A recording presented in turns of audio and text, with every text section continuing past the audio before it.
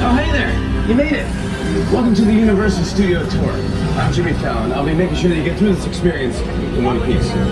You've got the very best guide. Michelle. And the greatest driver. Jim. They're the best. I love them. Even though... Michelle. Owes me $5. I know you guys are excited to get on the tour, but first, a few safety rules. That's right, guys. We do have some safety rules on board. First, if you need guest assistance or you have a medical emergency, if you drop something of value off the side of the tram or you have any sound or video issues, reach up and grab that red E-cord that runs along the center ceiling of the tram, and I'll be back to assist you as soon as it is safe to do so. Otherwise, during the entire tour, please remain seated with your arms and legs inside the vehicle at all times. The studio is private property, and if at any point during our tour you drop your phone or you just can't wait to use the restroom, pull that E-cord to get my attention and I'll be back, but do remain seated on the tram. Also, please, no smoking of any kind on our tour today that we have made here over the years. By the way, that's not including any of the television shows that have filmed here, any of the music videos that have filmed here, any of the commercials that film here on a regular basis. As I mentioned, this place, Universal Studios Hollywood, is the biggest, most active, and oldest film studio in the entire world. We were founded March 15th, 1915 by a German immigrant named Carl Laemmle, and he made this place to be a one-stop shop for filmmaking, and it is. This is literally one of the only places in the world where someone can make a movie or a television show from start to finish without ever leaving the lot. And that is why so many big name directors, big name actors want to come here to Universal Studios Hollywood and work. We are so big, in fact, that we are our own city. We have our own zip code, our own fire station coming up here on the right-hand side, Fire Station 51. We have our own police station, our own medical facilities. Literally, the only difference between your city and ours is that we make movies and television here. We make a lot of it. And by the way, some of these titles that you're seeing here on our timeline have won Oscars. Things like Shakespeare in Love, Schindler's List, Out of Africa, The Sting, The Green Book. These are amazing titles that were all made here at Universal Studios Hollywood. And right now, we are headed into part of our lot that is known as the front lot. And here on the front lot, we have a lot of these big buildings called sound stages. You'll get to see a bunch of them as we go over our lot today. But sound stages are super convenient for filmmaking. They have walls that are 5 times thicker than the walls that you have at home. It makes them 98% soundproof. And some of our newer sound stages are actually closer to 100% soundproof. So there's one here on your left-hand side. This is sound stage 12. This used to be home to The Voice. Soundstage 12 is one of the biggest sound stages we have here on our lot. And again, you can see that Voice insignia there on the left-hand side. They're actually in a different place on our lot now, which we may see a little bit later on our tour. But that's been home to some of the biggest sets we've ever had here at Universal Studios. Things like the Visitor Center from Jurassic Park, Dracula's Castle, Frankenstein's Lab, Scarface's Mansion. I told you guys I was going to do some really bad impressions on this tour. Here's the first one. Say hello to my little friend. That filmed inside of Soundstage 12. That scene from Scarface, very, very famous. The rest of our front lot has no lack of film history. Things like Fast Times at Ridgemont High, The Blues Brothers, Red Dragon, the shower scene from Psycho with Janet Leigh, that filmed up here on the front lot. Also, something that films up here on a regular basis, the Kelly Clarkson Show, which, by the way, is now an Emmy Award-winning show. Super exciting. She films up here on a regular basis in Soundstage 1, which you can't see from here, but super high. That might sound familiar to you because it's the backdrop for Saved by the Bell. Saved by the Bell is in the 2nd season of its reboot here on the lot inside of Soundstage 16 and 17. Think about it, guys. There's an entire high school in there. We can build anything inside of these sound stages. I like to think of them as dream factories, right? Sometimes you roll by a soundstage door, you might see a full-size Ferris wheel inside. Other times, you might see a dinosaur. It really just depends on the day. Now here on the left-hand side, you can see this collection of trailers. This is what is known as a base camp. This is great out of. So anytime you see a collection of trailers, it's a good idea that there's some active filming happening nearby. Now here on the left-hand side, behind that is Soundstage 21. Soundstage 21 is also being used for some of the sets of Saved by the Bell, but that's where we filmed The Skeleton Key with Kate Hudson, Snow White and the Huntsman, Apollo 13. Speaking of the convenience of these sound stages, if you've ever seen Apollo 13, part of it takes place in Mission Control at NASA. The director, Ron Howard, he originally wanted to film in the real Mission Control, but he couldn't fit all of his cast, his crew, and his camera equipment inside of there. So what did he do? He came here onto the lot inside of Soundstage 21 and recreated it down to the small details. Again, super, super convenient when you need more space, right? Now this area that we're headed into right now, this collection of sound stages on the right-hand side, is known as Sitcom Alley. Sitcom Alley has been home to some of the longest running and most successful TV shows ever to air. Things like The Jeffersons, Different Strokes, One Day at a Time, Sabrina the Teenage Witch, they all filmed here in Sitcom Alley. The Family Feud with very funny host Steve Harvey that films down here on a regular basis. Hollywood Game Night with Jane Lynch. Mr. Mayor with Ted Danson, that's a new show on Peacock that he is actually currently filming here right now. Pretty awesome. And then here on the right hand side, this is Soundstage 44. Soundstage 44 very recently has been used for a show called Good Girls. Good Girls stars Christina Hendricks, Retta, and Mae Whitman. It's about three moms that fall on hard financial times, and as a result, they start robbing banks together. It does not go well for them, let me just tell you. It is a very good show, though. If you haven't seen it, the first 3 seasons are streaming on Netflix, and the 4th season is filming here on the lot. Pretty awesome. Now, we don't just do the actual filming here at Universal Studios. We do a lot of what we call pre- and post-production. That can be anything from casting, writing, production meetings, and oftentimes we do that to your left in these bungalows. These bungalows in the early days of the studio were dressing rooms for people like Rock Hudson, Doris Day, Jimmy Stewart, Lucille Ball, and nowadays they're home to some of our bigger production companies. Brownstone Productions, that's owned and operated by the lovely and talented Elizabeth Banks. She's responsible for Pitch Perfect. La La Land creator Mark Platt, he's inside of there. Dwayne The Rock Johnson, he has a new production company called $7 Production. They're inside of there. People like Angelina Jolie, Vin Diesel, Jennifer Lopez, when they're filming here on the lot, oftentimes they rent out one of those bungalows because it's super convenient for them. Speaking of which, right next door, this is Soundstage 22 and 23. Jennifer Lopez, when she filmed the first 2 seasons of her dance show competition, World of Dance, she filmed inside of these 2 sound stages and had a bungalow right next door. Again, I don't know if you know anything about Jennifer Lopez. She's a very busy lady, so super convenient for her. She could go inside of the soundstage, film a scene for an upcoming episode, go into her bungalow, continue working, making phone calls, later in the day go back in, film another scene. Again, you get in the pattern here, super convenient, right? Oh guys, in just a second, we're going to be leaving the front lot behind and entering into the back lot.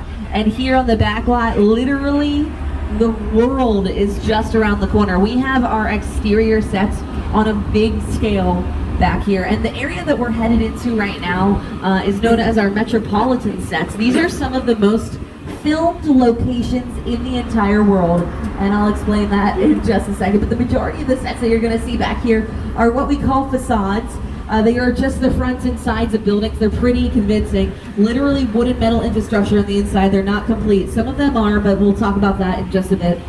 Now here on the right-hand side, this is what is known as Brownstone Street. Brownstone Street, you can see it in things like Gone Girl, Changeling with Angelina Jolie, and Bruce Almighty. Take a look at a clip from Bruce Almighty. Close the door! Inside cat, outside good. Inside cat, outside good.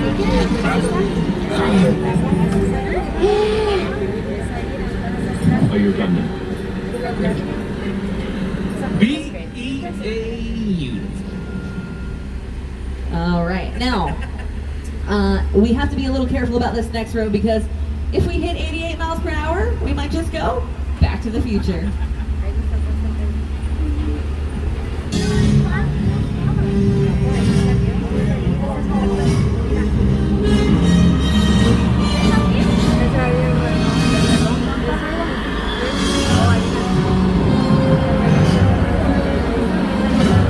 All right, welcome to the small town of Hill Valley. Back to the Future. From Back to the Future 1 and 2, by the way. Here on the left-hand side, you might recognize this area, but it looks a little different than it did in Back to the Future. That's because this area became so recognizable to filmmakers, we couldn't use it in anything else. If we used it in something else, people would go to the theaters and be like, why is Courthouse Square in this Alien movie? So because this area was so recognizable, we actually had to put another facade in front of the already existing one. But if you go in that door where it says City Hall, those columns in that clock tower from Back to the Future, they're actually still inside of there. And then this area, we also dug it out for Back to the Future Part 2 and filled it with water. That epic chase scene on those hoverboards with Marty McFly's trying to escape from Griff, Biff's grandson, that happened right here on your left-hand side. This is also where we filmed Gone with the Wind, the original To Kill a Mockingbird. We reuse these sets over and over again. Also, if you like Peacock and you've seen a show with Ed Helms called Rutherford Falls, this is literally Rutherford Falls in that first season of that show. But right now we're going to leave the small town of Hill Valley behind and enter into the big city, New York. And who better to tell you about New York than our old pal Jimmy? After all, that is where he films The Tonight Show. Welcome to New York. I got my start right here in New York. New York City. This is actually my old neighborhood. What's got mugged over there? An old woman. Tough lady. This is my favorite hot dog guy. Hey, buddy. How's it going? Remember me? Just like old times. Gotta love New York City. Hey, I'm walking here. Hey, it's cool, guys. I was just walking there. So it's not exactly New York, but a lot of times when you see New York in the movies, it was shot right here on the Universal Metro sets. If you can make it here, you can make it anywhere. Even if you make it here on the Universal lot.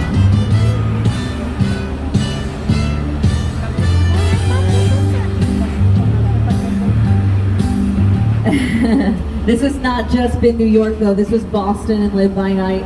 It was Chicago in the Blues Brothers. It was London in the Swinging 60s in Austin Powers and the Spy Who Shagged Me. It was also London at the turn of the century in The Prestige with Hugh Jackman and Christian Bale. And it was London in Hobbs and Shaw. There's a motorcycle chase scene like Dwayne The Rock Johnson that happens on this street. Again, a different camera angle, a different coat of paint. You guys will almost never recognize it. And by the way, some of the world's biggest directors have worked here on New York Street. People like Steven Spielberg, Robert Zemeckis, and here's another incredible director. His name is Peter Jackson. He's responsible for King Kong.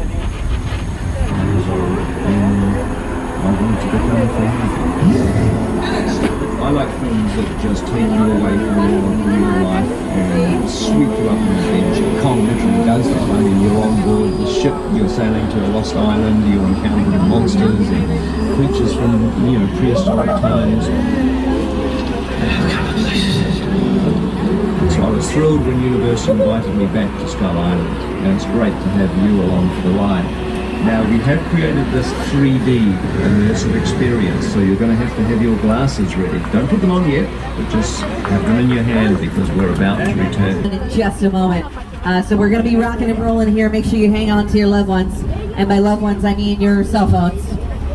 Okay. Let's be honest, that's what they are. My precious, my precious. All right, ladies and gentlemen, welcome to Skull Island.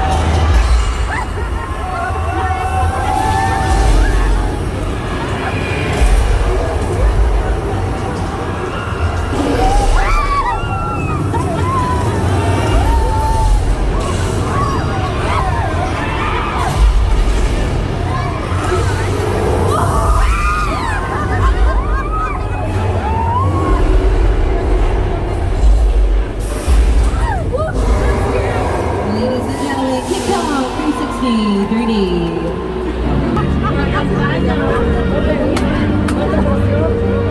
I didn't scream at all, so it wasn't me screaming.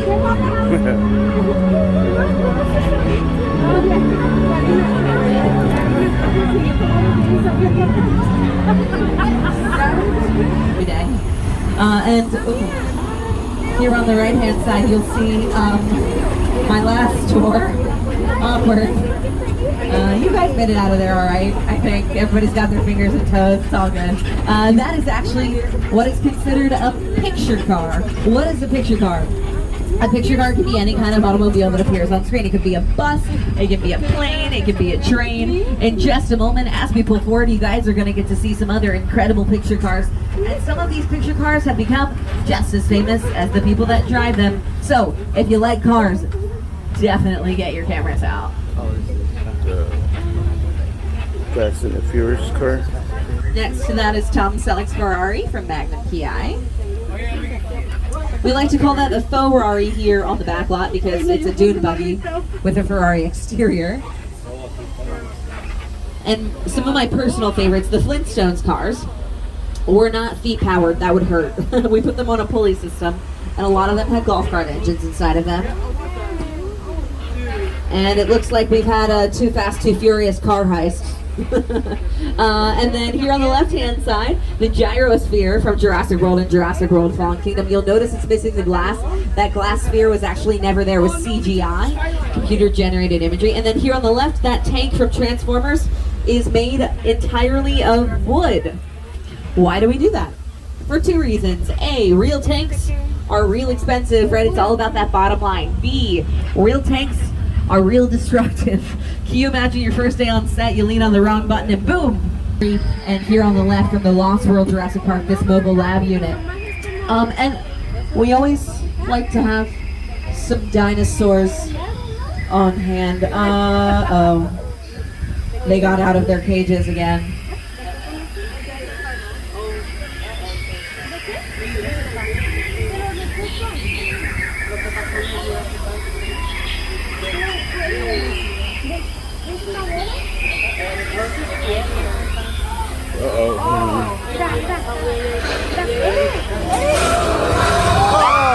I know you wanted the news, not the weather. Sorry about that.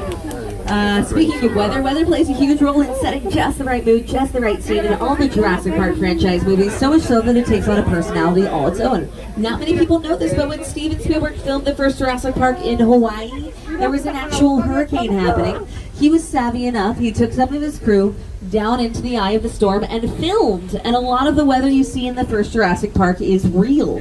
But we don't always get that lucky here in Southern California. Oftentimes, we have to a different camera angle, different coat of paint, you'll almost never recognize it. Welcome to Old Mexico, everybody.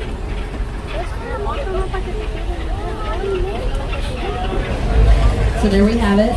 A little light, a little sound, and boom, you've got weather. Sometimes it's just that simple. And a lot of the times we'll add the sound in post-production. Now, when it comes to rain, rain's a little more of a challenge. If you just shoot water in somebody's face, it looks like they're taking a shower.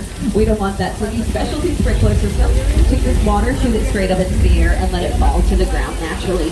Even when it is raining, most of the time we still have to run these sprinklers because most normal rain does not show up on camera. It's too small. If you ever watch your favorite live sporting event on TV and they say it's raining outside, you're like, what rain? I don't see any rain. Again, too small. This rain is a lot larger than normal rain, and we still have to light it, especially from the sides and back, just so that you can see it off camera. Do you hear that low rumbling noise? What is that? Oh, there's a flood headed our way. Hang tight.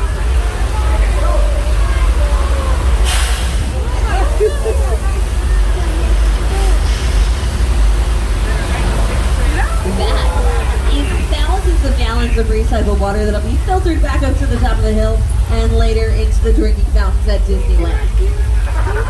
Just kidding. No, it'll be filtered back up to the top of the hill. We can release it over and over again on camera, and we do, like in this movie, Big Fat Liar with Paul Giamatti and Frankie Muniz.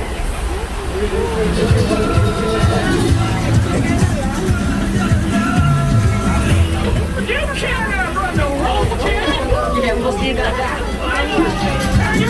All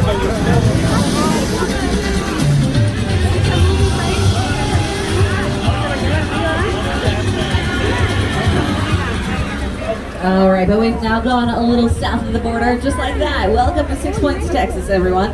6 Points originally got its name because in the early days of the studio, there were 6 streets that ran together. At one point, on each street, there was a sheriff's station, a saloon. We could film 6 different westerns at one time because it was the silent film era. We didn't have to worry about sound interference. But more recently, you'll recognize this area from Quentin Tarantino's Once Upon a Time in Hollywood. You can see Brad Pitt and Leonardo DiCaprio being interviewed in these streets. And also the saloon in that movie is also here on 6 Points, Texas. And if you've seen The Call of the Wild with Harrison Ford, this is an old mining town in that movie. But some of the biggest names in Western history got their start right here in 6 Points, Texas. We'll remind everybody to remain seated with your arms and legs inside the vehicle. Remember to pull that E-cord if you need my assistance, but to remain seated on the tram. All right. During the Great Depression, it is thought that they did well because people love to go to the movies and see other people in worse situations than they were in. Things like The Mummy, The Wolfman, Dracula, Frankenstein, The Invisible Man, The Bride of Frankenstein, The Creature from the Black Lagoon are all Universal movies, and they all filmed here, which is pretty crazy to think about, in a place called Little Europe, a place that we are turning into right now, the birthplace of the American monster movie. And sometimes you see it in color, more nowadays, obviously. But this has not just been the birthplace of the American monster movie. This was also The Good Place in all 4 seasons of The Good Place. You, Eleanor Shellstrop, are dead. This location, the afterlife, come on. I've never ever seen this. You're in the good place. I'm not supposed to be here. I can't risk going to the bad place. Maybe it's not all that bad. How can I help you? What is the bad place like? Well, it doesn't sound awesome. So there you have it. Stars 10 Dancing and Christabel. If you haven't seen it, it's very, very good. All right. Now, also, just so you know, a lot of the other lots around town, like Disney and Warner Brothers, we really only compete with them in the box office. So when it comes to filming, when they don't have space for a project, they oftentimes come here. For example, this area was also used as Tortuga in many of the Pirates of the Caribbean movies. You can see Johnny Depp running through these streets trying to, it is complete. And right now, we are headed into Soundstage 50. This is a real working soundstage. Metro station. Doesn't it? Look at the detail that goes into a set like this. It's pretty crazy to think about. This is an otherwise empty building. It looks like it's currently set at San Francisco.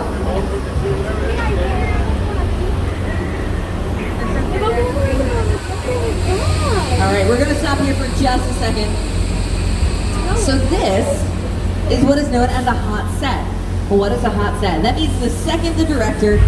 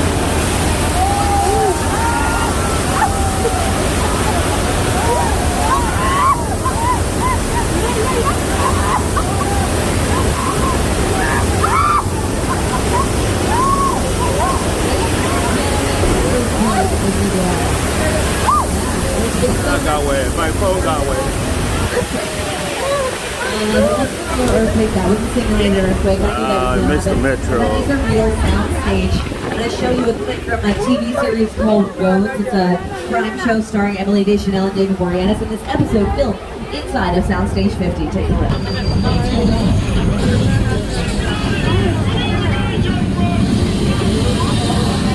Oh, this is like a type of building.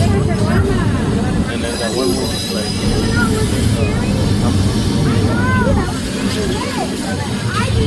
All right, the year after earthquake hit the big screen, 1975, we had our first summer blockbuster. Anybody know what it was?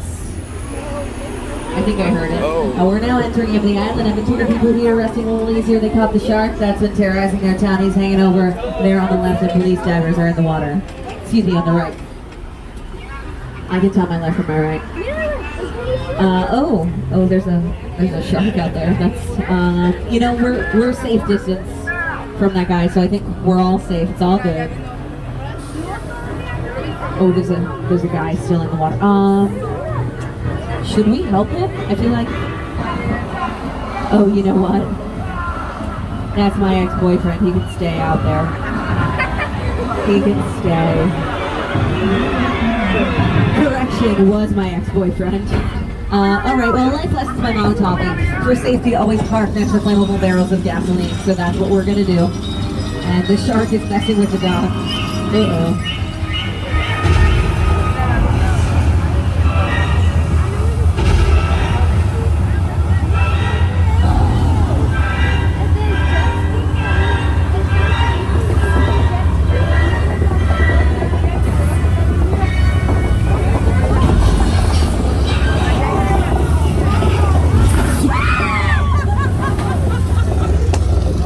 The hardest working shark in show business, and coincidentally the only shark in the entire world that can do the backstroke.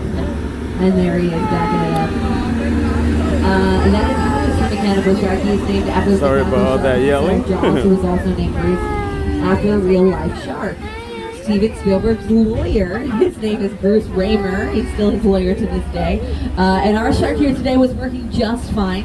Shark on the set of Jaws, not the case. Actually, the casting crew had so many problems with their mechanical shark, they nicknamed the film Flaws. They very briefly tested the mechanical shark, probably a bit of a mistake, took it out for the first day of filming, put it in the Atlantic Ocean, and it quickly became the world's most expensive boulder.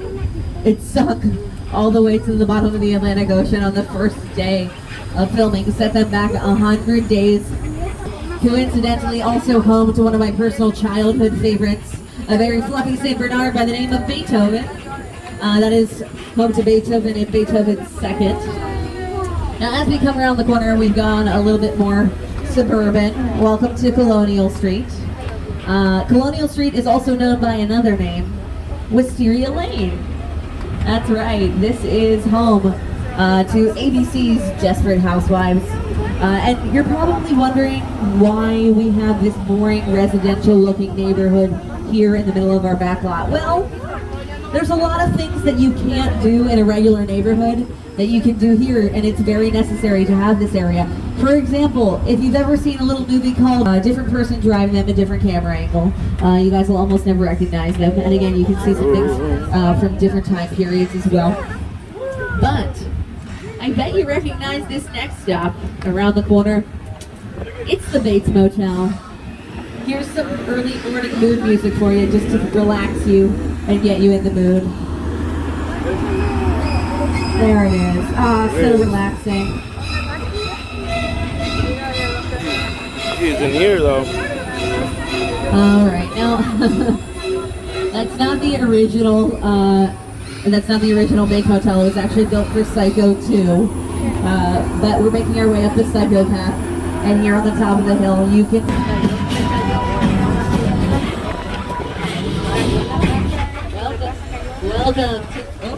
Welcome to the backdrop for Steven Spielberg's War of the Worlds.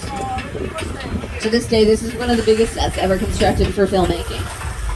And I know the question on everybody's mind, is that airplane real? Yes, it's a real 747 purchased for filming from an airplane graveyard in the Mojave Desert for $60,000. Sounds like a pretty good deal, right? Some cars cost that much. Well, the crew, they broke it apart in 4 pieces, put it on flatbed trucks, got it part of the way here and realized it didn't fit onto the freeways. By the time all was said and done, shipping of this airplane cost $200,000. They always get you on that shipping and handling, don't they? Let's see a little of how this crash site was featured in War of the Worlds.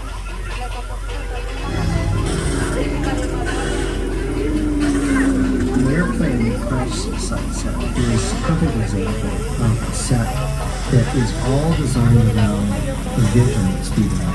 When you first began to sit down to talk about War of the Worlds, I thought, what if the 747 goes down right in the middle of it? Because it's just something you don't see. You're doing good. That's okay. Listen, close your eyes, okay? Stand close.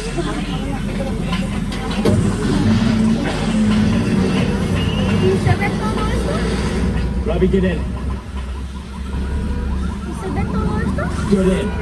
I really like this movie.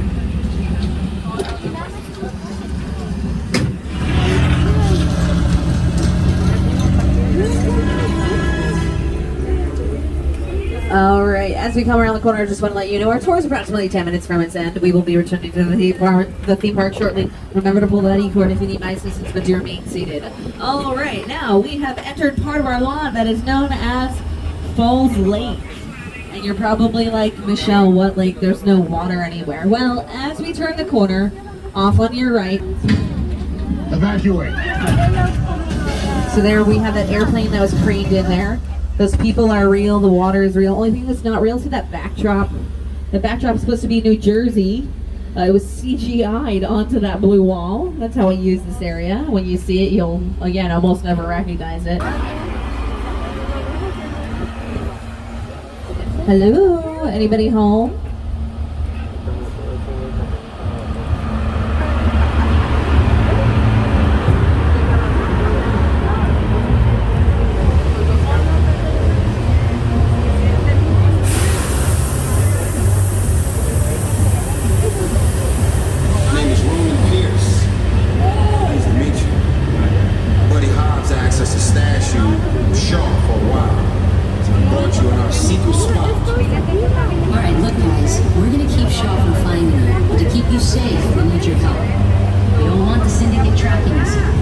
Weird, it sounds like there's a party going on. I like parties.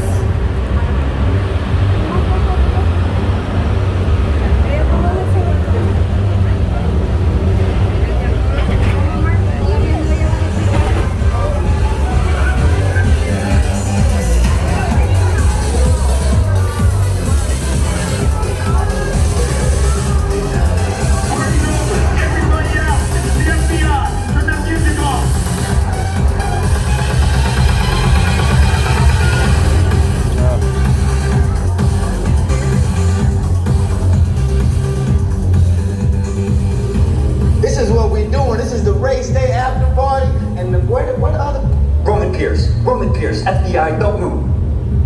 Neil, that's right, party's over. You know how long I took to iron this shirt, man? I'm not... You're under arrest right now. Ladies, just back up a little bit. Got it. It's lightweight. First of all, I don't work for you. Oh, really? We don't work for nobody. I suggest you clear out of here, otherwise we can't guarantee your safety.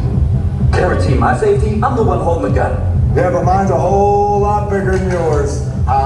Escort this novice out. Let's go, Cookie Puss. Got an ugly suit on, man. It's cheap. Somebody out there really pissed off shot.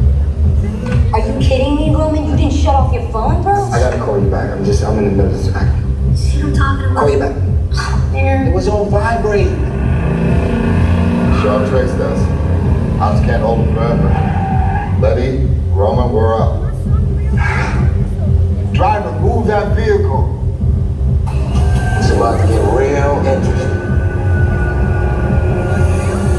Mona Lisa's all warmed up right next door. Alright, we're gonna go ahead and this is when right now we are gonna head into really sketchy parking garage. Okay. Sounds like things might get a little messy. We're just gonna go with it. I would go ahead and put on those 3D glasses. They'll act as really good protective eyewear.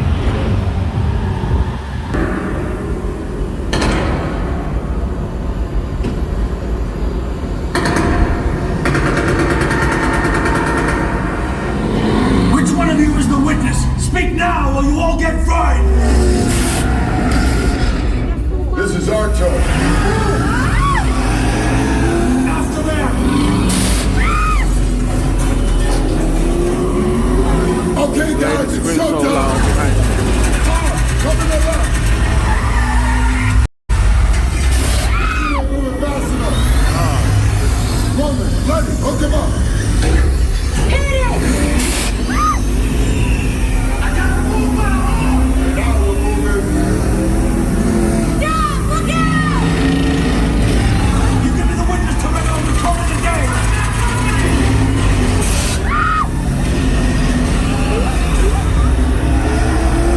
The witness is mine, Lenny!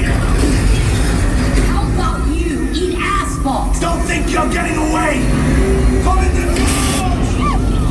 Way to go, Lenny. Don't run another missile shot! Not gonna happen. Don't worry, I got this. Don't shoot head from the bridge! Under construction! Everybody hold on! Hit the nitrous. We're not gonna make it! Ride or die.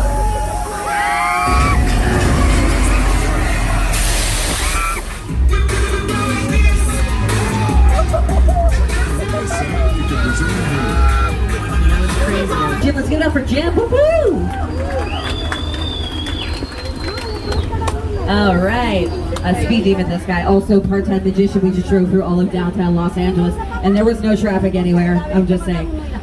Here's an insider tip for the rest of your day. Download the Universal Studios Hollywood app for up-to-date ride times, wait times, and show times.